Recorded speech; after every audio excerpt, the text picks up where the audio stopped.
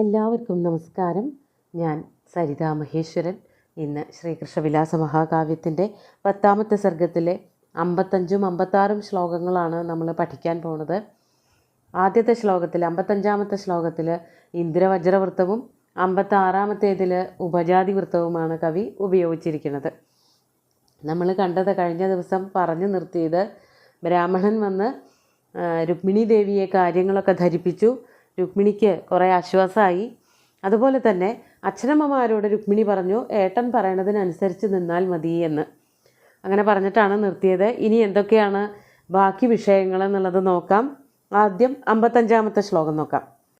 താവപ്യനുല്ലംഘ്യതയാ സുതസ്യ തസ്യാദ്യതേന പ്രതിബോധിതേന പ്രാവർത്തിഷാതാം വിനിയമ്യ ഖേദം തത്കാലയോഗ്യേ വിവിധേ വിധേയേ. ആദ്യം പദച്ഛേദം പറയാം.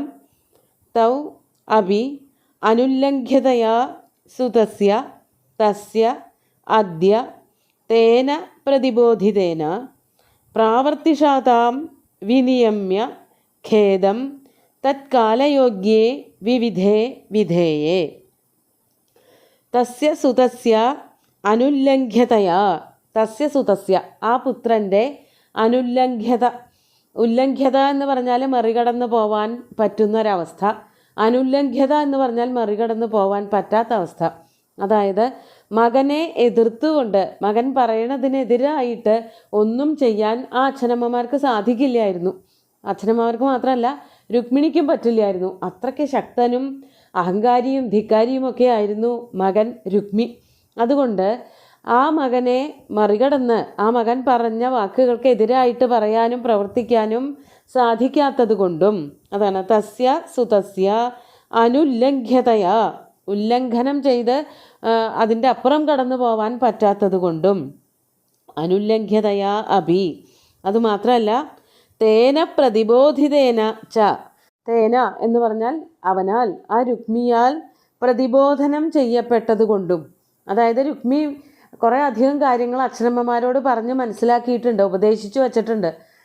ഇങ്ങനെയൊക്കെ ആയാൽ ഇങ്ങനെയൊക്കെയാണ് ഗുണം, അല്ലെങ്കിൽ എനിക്കെതിരായിട്ട് എന്തെങ്കിലും ചെയ്തിട്ടുണ്ടെങ്കിൽ രണ്ടുപേരെയും ഞാൻ ഇങ്ങനെയൊക്കെ പാഠം പഠിപ്പിക്കും എന്നുള്ള രീതിയിലൊക്കെ പേടിപ്പിച്ചൊക്കെ വച്ചിട്ടുണ്ട്. പ്രതിബോധനം നടത്തിയിട്ടുണ്ട്, ഉപദേശം കൊടുത്തിട്ടുണ്ട്. അങ്ങനെ പലതരത്തിൽ അവരെ ഒതുക്കി വച്ചിരിക്കുകയാണ്. അപ്പോൾ രുക്മിയാൽ ഇപ്രകാരമൊക്കെ പറയപ്പെട്ടവരായിട്ടുള്ള ആ രണ്ടുപേരും പ്രതിബോധിതേന, തേന പ്രതിബോധിതേന ച തൗ ഖേദം വിനിയമ്യ, അങ്ങനെയൊക്കെയുള്ള ചില കാരണങ്ങളെ കൊണ്ട് മകൻ വന്ന് ശാസിച്ചിട്ടുണ്ട്, പറഞ്ഞ് മനസ്സിലാക്കുന്നത് പോലെയൊക്കെ അങ്ങനെയുള്ള കാര്യങ്ങളൊക്കെ അറിയിച്ചിട്ടുണ്ട്. അതുപോലെ തന്നെ ഇയാളെ മറികടന്നുകൊണ്ട് ഒന്നും ചെയ്യാനും സാധിക്കില്ല എന്ന് വൃദ്ധരായിട്ടുള്ള അച്ഛനമ്മമാർക്ക് അറിയുകയും ചെയ്യാം. അങ്ങനെ പല പല കാരണങ്ങളെ കൊണ്ട് അവർ രണ്ടുപേരും എന്തു ചെയ്തു? തൗ ഖേദം വിനിയമ്യ തത്കാലയോഗ്യേ വിവിധേ വിധേയേ. അവർ ദുഃഖം അങ്ങോട്ട് കടിച്ചമർത്തി. പ്രകടിപ്പിക്കാൻ സാധിക്കില്ലല്ലോ. കൃഷ്ണൻ വരുമെന്നുള്ള കാര്യമൊന്നും ഇവർക്ക് രണ്ടുപേർക്കും അറിയില്ല. അതായത് കൃഷ്ണൻ വന്നിട്ടില്ല എന്നുള്ളത് കൊണ്ടും, അതുപോലെ ഇത് വേറെ ആരോടെങ്കിലും പറഞ്ഞാൽ എങ്ങനെയെങ്കിലും രുക്മി അറിയും എന്നുള്ള പേടി കൊണ്ടും രുക്മിണി ആരോടും പറഞ്ഞിട്ടില്ല. അതുകൊണ്ട് അച്ഛനമ്മമാർക്കും അറിയില്ല കൃഷ്ണൻ വരുന്നുണ്ട് എന്നുള്ള കാര്യം. അതുകൊണ്ട് തന്നെ ഈ മകനോടുള്ള അമിതമായിട്ടുള്ള ഭയം കാരണം ഇവരുടെ ദുഃഖമൊക്കെ കടിച്ചമർത്തിയിട്ട് തത്കാലയോഗ്യേ, അപ്പോൾ ചെയ്തു തീർക്കേണ്ടതായിട്ടുള്ള ചില വിഷയങ്ങൾ, അതായത് അച്ഛനമ്മമാർക്ക് ചെയ്യാനുള്ളതായിട്ടുള്ള പ്രവൃത്തികൾ, മകൾക്ക് വേണ്ടി എന്തൊക്കെയാണ് ഒരുക്കേണ്ടത്, വിവാഹത്തിന് വേണ്ടിയിട്ടുള്ള ഒരുക്കങ്ങൾ അച്ഛനമ്മമാർ എന്തൊക്കെ ചെയ്യണം തുടങ്ങിയിട്ടുള്ള കാര്യങ്ങൾ മാത്രം ചിന്തിച്ചുകൊണ്ട് മുഴുകിക്കൊണ്ട്, കൂടുതലായിട്ടൊന്നും ആലോചിക്കാതെ, ആലോചിച്ചാൽ പിന്നെ അവർക്ക് ജീവിച്ചിരിക്കാൻ തന്നെ തോന്നില്ല. അത്രയ്ക്കധികം ദുഃഖകരമായിട്ടുള്ളൊരവസ്ഥയിലേക്കാണ് രുക്മി അവരെ കൊണ്ടുപോയിട്ടുള്ളതല്ലോ. അതുകൊണ്ട് കൂടുതലൊന്നും ചിന്തിക്കാതെ ദുഃഖം കടിച്ചമർത്തിക്കൊണ്ട് അവർക്ക് ചെയ്യാനുള്ള പ്രവൃത്തികൾ അവർ ചെയ്തു പോന്നു. അതാണ് ഈ ഒരു 2-3 ദിവസം കൊണ്ട് രുക്മി തീരുമാനങ്ങൾ എടുത്തതിന് ശേഷം അച്ഛനമ്മമാർ ചെയ്തത്. അങ്ങനെ അവരുടേതായിട്ടുള്ള പ്രവൃത്തികൾ, സ്വന്തം കാര്യവും അതുപോലെ മകൾക്ക് ഏറ്റവും അത്യാവശ്യമായിട്ടുള്ള കാര്യങ്ങളൊക്കെ ചെയ്തുകൊണ്ട് ഓരോ ദിവസവും കഴിച്ചുകൂട്ടി. അതിനുശേഷം എന്താണ് ഉണ്ടായത് എന്നുള്ളതാണ് രുക്മിണിയുടെ ആ ഒരു ഭരണത്തിൻ്റെ ശക്തിയൊക്കെയാണ് അടുത്ത ശ്ലോകത്തിൽ പറയണത്. 56ാമത്തെ ശ്ലോകം നോക്കൂ. सा राजधानी सकला വിഷാദം നിഗൂഹ്യയത്നേന മനോവിലഗ്നം പ്രപന്നഭീതി ക്ഷിതിപാലപുത്രാത് ചക്രേ മഹാന്ത്യുത്സവമംഗളാനി. ആദ്യം പദച്ഛേദം പറയാം. സാ രാജധാനി സകല വിഷാദം നിഗൂഹ്യ യത്നേന മനോവിലഗ്നം പ്രപന്നഭീതി ക്ഷിതിപാലപുത്രാത് ചക്രേ മഹാന്തി ഉത്സവമംഗളാനി. അവസാനത്തെ ഒരു വാക്കിൽ മാത്രമേ പദച്ഛേദം ചെയ്യാനുള്ളൂ. ആ രാജധാനി മുഴുവനും ആയിരുന്നു, ദുഃഖിച്ചിരിക്കുകയാണ്. രാജധാനി മുഴുവനും എന്ന് പറഞ്ഞാൽ രാജധാനിയിൽ ഉള്ളതായിട്ടുള്ള ആൾക്കാരെല്ലാവരും തന്നെ, അവിടുത്തെ സ്ത്രീകളായാലും പുരുഷന്മാരായാലും മന്ത്രിമാരായാലും രുക്മിണിയുടെ കൂടെ നിൽക്കുന്നവർക്ക് എല്ലാവർക്കും, തോഴിമാർ എല്ലാവർക്കും തന്നെ വല്ലാത്ത ദുഃഖമാണ് തോന്നിയത്. രുക്മിണിയെ ശിശുപാലനാണ് വിവാഹം കഴിച്ചു കൊടുക്കുന്നത് എന്ന് ആലോചിച്ചിട്ട്. എന്നാലും എന്താണ് സംഭവിച്ചത്? സകലാസാ രാജധാനി, അങ്ങനെയൊക്കെ രുക്മിണിയുടെ കൂടെയാണ് ആ രാജധാനിയുടെ മനസ്സ്, അല്ലെങ്കിൽ രാജധാനിയിലുള്ള ജനങ്ങളെല്ലാവരും രുക്മിണിക്ക് ഒപ്പമാണ് നിൽക്കണതെങ്കിലും രുക്മിയോടുള്ള പേടി കാരണം, അതാണ് സകലാസാ രാജധാനി മനോവിലഗ്നം വിഷാദം യത്നേന നിഗൂഹ്യ. ആ രാജധാനിയിലുള്ള ജനങ്ങളുടെ, അതൊരു ലക്ഷണപ്രയോഗമാണ്. രാജധാനിക്ക് വിഷമം ഉണ്ടാവില്ലല്ലോ, ഒരു കെട്ടിടത്തിന് വിഷമം ഉണ്ടാവില്ല. കെട്ടിടത്തിലുള്ള ജനങ്ങൾ എന്നുള്ള അർത്ഥത്തിലാണ് ആ രാജധാനി എന്ന് മാത്രം പറയണത്. ആ രാജധാനിയിലുള്ള ജനങ്ങൾ മുഴുവനും ഉള്ളിൽ വിങ്ങിപ്പൊട്ടിയതായിട്ടുള്ള വിഷാദം, അതാണ് മനോവിലഗ്നം വിഷാദം.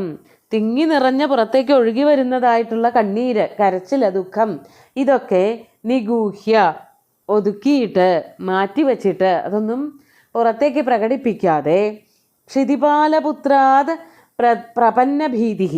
ക്ഷിതിപാലപുത്ര, ക്ഷിതിപാല എന്ന് പറഞ്ഞാൽ രാജാവ്, രാജാവിൻ്റെ പുത്രൻ രുക്മിയിൽ നിന്നും പേടിയുള്ളത് കൊണ്ട് ഭീത്രാർത്ഥാനാം ഭയഹേതു എന്നുള്ള സൂത്രം വച്ചിട്ട് ഭയത്തിന് കാരണമാകുന്നവൻ പഞ്ചമി വിഭക്തിയിലാണ് വരേണ്ടത്, പ്രയോഗിക്കേണ്ടത്. അതുകൊണ്ടാണ് ക്ഷിതിപാലപുത്രാത് പ്രതിപന്നഭീതി എന്ന് പറഞ്ഞത്.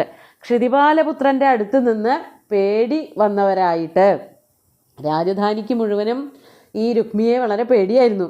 അയാളുടെ സ്വഭാവം എല്ലാവർക്കും അറിയാമെന്നുള്ളത് കൊണ്ട് എങ്ങനെയൊക്കെ ആയിരിക്കും തിരിച്ച് ഈ ഒരു ദേഷ്യം പ്രകടിപ്പിക്കുക. എല്ലാവരും രുക്മിണിയുടെ കൂടെ നിന്ന് ശ്രീകൃഷ്ണനെ തന്നെ വിവാഹം കഴിപ്പിക്കാനുള്ള ഒരുക്കങ്ങളൊക്കെ നടത്തിയാൽ ഇവരെ എല്ലാവരെയും രുക്മി ശിക്ഷിക്കും, പിന്നെ ഇവരെയൊന്നും വച്ചേക്കില്ല എന്നുള്ള പേടി കാരണം അവരെല്ലാവരും എന്താ ചെയ്തത്? മഹാന്തി ഉത്സവമംഗളാനി ചക്രേ. മഹാന്തി എന്ന് പറഞ്ഞാൽ വളരെ വലുതായിട്ടുള്ള, ബൃഹത്തായിട്ടുള്ള ഉത്സവമംഗളാനി, വിവാഹോത്സവ മംഗളങ്ങൾ, വിവാഹത്തിനെ തുടർന്നുള്ളതായ ആഘോഷങ്ങൾ, മംഗളകരങ്ങളായിട്ടുള്ള പ്രവൃത്തികൾ, പലതരത്തിലുള്ള ക്രീഡകൾ, എല്ലാവരും ഒത്തൊരുമിച്ചിട്ടുള്ള ഭക്ഷണങ്ങൾ, ഇങ്ങനെ പല പല കാര്യങ്ങളും അവരെല്ലാവരും കൂടി സംഘടിപ്പിച്ചു. അതായത് ശരിക്കും അവർക്ക് അങ്ങനെയുള്ള വിഷയങ്ങളിലൊന്നും യാതൊരു താല്പര്യം ഉണ്ടായിരുന്നില്ല. അതിന് കാരണം രുക്മിണിക്ക് ചേർന്ന വരനല്ല ശിശുപാലൻ എന്ന് രാജധാനിവാസികൾക്കൊക്കെ അറിയാം. അതുകൊണ്ടാണ് ആ ഒരു അഭിപ്രായത്തിനോട്, രുക്മിയുടെ അഭിപ്രായത്തിനോട് രാജധാനിയിലുള്ള പ്രജകൾക്കൊന്നും അല്ലെങ്കിൽ രാജഭടന്മാർക്കോ തോഴിമാർക്കോ ഒന്നും ചേരാൻ സാധിക്കാഞ്ഞത്. എന്നാലും രുക്മിയോടുള്ള പേടി കാരണം അവരെല്ലാവരും തന്നെ രുക്മി പറഞ്ഞത് കേൾക്കണ മട്ടിൽ ഉത്സവങ്ങൾക്കുള്ള, അതായത് ആഘോഷത്തിനുള്ള പുറപ്പാടുകളൊക്കെ തുടങ്ങി. പലതരത്തിലുള്ള ക്രീഡകൾ, അതുപോലെ തന്നെ വസ്ത്രങ്ങളൊക്കെ വാങ്ങിക്കുക, നല്ല വസ്ത്രങ്ങൾ ധരിക്കുക, അതുപോലെ പലതരത്തിലുള്ള ഭക്ഷണ രീതികൾ, അതുപോലെ തന്നെ ഒത്തൊരുമിക്കലുകൾ, ഇങ്ങനെ പലതിനുമുള്ള പദ്ധതികളിട്ടു. ഇതൊക്കെ ഈ രുക്മിയെ പേടിച്ചിട്ട് ചെയ്തതാണ്, അല്ലാതെ ഇഷ്ടണ്ടായിട്ട് ചെയ്തതല്ല.